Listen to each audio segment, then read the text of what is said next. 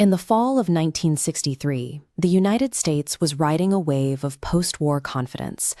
At the center of that optimism was John F. Kennedy, a president who projected a distinct, energetic vitality on the world stage.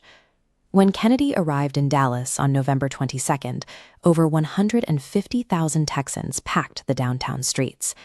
The weather was so clear and warm that the Secret Service removed the clear bubble-top roof from the presidential limousine, giving the cheering crowds a totally unobstructed view of the President and First Lady Jacqueline Kennedy. Then, at exactly 12:30 p.m., the cheering was cut short by 3 sharp cracks echoing across Dealey Plaza. Within half an hour, the news broke across national television. Kennedy was dead.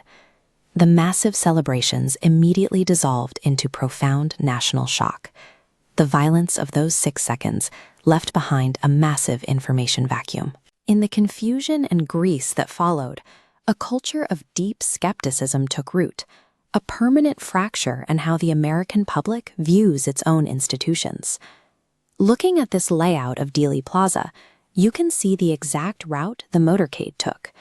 As the limousine turned off Houston Street and onto Elm Street, the driver slowed the vehicle to 11 miles per hour just to navigate the sharp 120-degree left turn. As the car leveled out, the first shot rang out from above and behind the motorcade, originating from the 6th-floor corner window of the Texas School Book Depository. The bullet completely missed the car, striking the pavement nearby. This graphic shows what happened roughly 3.5 seconds later. A single 6.5mm bullet passed completely through the president's neck and continued directly into Texas Governor John Connally, who was sitting in front of him. That one piece of ammunition destroyed a rib, broke a wrist, embedded in a thigh, and created 7 total wounds across the 2 men. To make the timeline of a single shooter work, investigators had to prove this exact trajectory.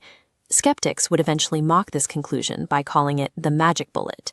Yet ballistics tests confirmed that non-fragmenting military rounds could inflict exactly this kind of damage while remaining largely intact.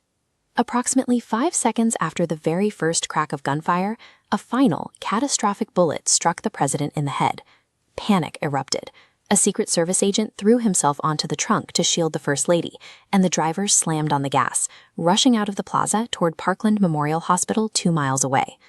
The timeline was incredibly tight. In the span of a long breath, investigators were handed a scattered, contradictory crime scene that would take decades to untangle. Police swarmed the depository building almost immediately. On the 6th floor, hidden behind a barricade of cardboard book boxes, they found a sniper's perch containing 3 spent shell casings and a bolt-action rifle equipped with a low-power scope. The manhunt quickly centered on a 24-year-old depository employee named Lee Harvey Oswald. Oswald was a former Marine radar operator who had embraced Marxism and previously defected to the Soviet Union.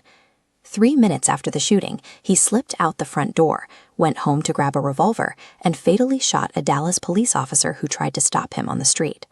Fleeing the officer's murder, Oswald ducked into the Texas Theater in the Oak Cliff neighborhood without buying a ticket. Dozens of officers rushed the auditorium, overpowering him after a brief struggle where he tried to draw his pistol again. Paraded through the cramped, chaotic hallways of police headquarters, Oswald firmly denied any involvement in the assassination. Surrounded by cameras, he shouted out to reporters that he was being set up as a patsy. He never got the chance to testify. On Sunday morning, as police prepared to transfer Oswald to a county jail on live television, a local nightclub owner named Jack Ruby lunged through the press pool and fired a single shot directly into Oswald's abdomen. Oswald died in the exact same emergency room as Kennedy. With the prime suspect silenced, the only person who could explain the motives and logistics of the assassination was gone, leaving an open void where the truth should be. To stabilize the country, President Lyndon B. Johnson established a commission headed by Earl Warren. After a 10-month investigation, they released this massive 888-page report, concluding that Lee Harvey Oswald acted completely alone, and that Jack Ruby acted completely alone in killing him. Millions of Americans looked at the complex ballistics of the single bullet theory and the highly convenient murder of the primary suspect and flat out rejected the official story. Theories rapidly multiplied, pointing fingers at the mafia, foreign powers, and covert factions within the CIA. The federal government's own actions validated these suspicions. Over the ensuing decades, investigations revealed intelligence agencies deliberately withheld evidence and covered up unrelated operations. Today, thousands of pages of government documents have been declassified. No single piece of evidence has ever proven a coordinated, grand plot to kill the president. What the records do expose is a massive trail of systemic incompetence and intense interagency rivalries. The violent disruption in Dallas permanently rewired the relationship between citizens and the state.